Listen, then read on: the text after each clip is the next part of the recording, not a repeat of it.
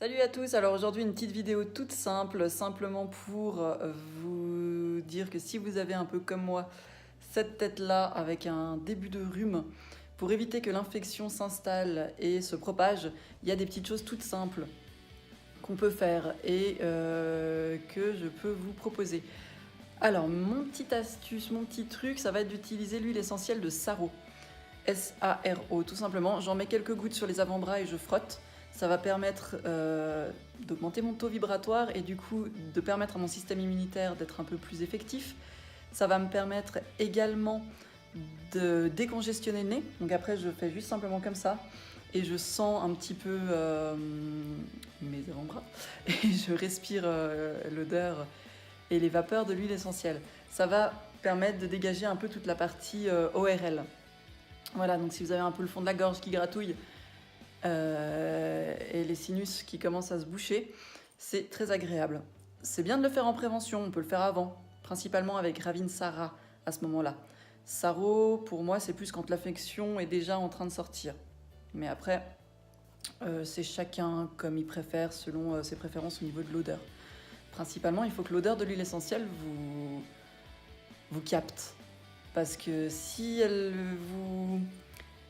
ne vous plaît pas, en général, c'est peut-être pas le moment de l'utiliser. Il faut attendre un peu.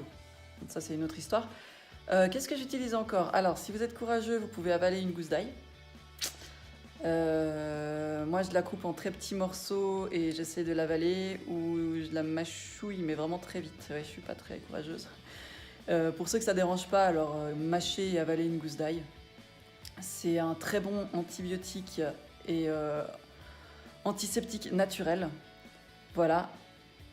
Le matin à jeun, à préférence. Voilà. Sinon, pour rester sur ce qui est naturel, la spiruline est pas mal pour redonner un coup de boost au système immunitaire. Boire beaucoup d'eau, de la camomille le soir pour aider à dormir en plus, parce que si on a un peu mal à la tête ou qu'on n'est pas très bien, des fois ça peut être un peu plus compliqué de s'endormir. Donc une bonne camomille le soir. Si on a mal à la gorge, on peut avaler aussi une cuillère de miel, sans la mélanger au thé. À savoir que si vous chauffez le miel, il aura plus cet effet antiseptique. Donc vous prenez la cuillère de miel en dehors du repas et en dehors de toute boisson. Une autre petite chose que moi j'utilise, ça va être le thé tri. On revient sur les huiles essentielles. Donc l'huile essentielle de thé tri que je vais m'appliquer directement sur les sinus bas. Alors moi je les applique ici autour du nez parce que c'est là en général que je suis un peu congestionnée.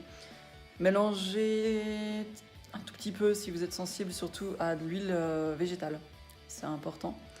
Une dilution, une petite dilution.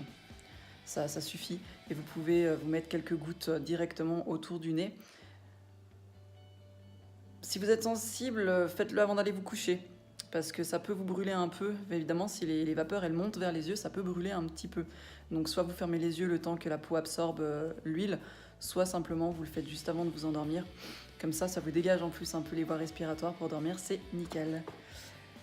Voilà, est-ce qu'il y a autre chose que j'utilise ? Alors en prévention avant l'hiver, ça sera plutôt la gelée royale. Là maintenant, on va normalement vers les beaux jours.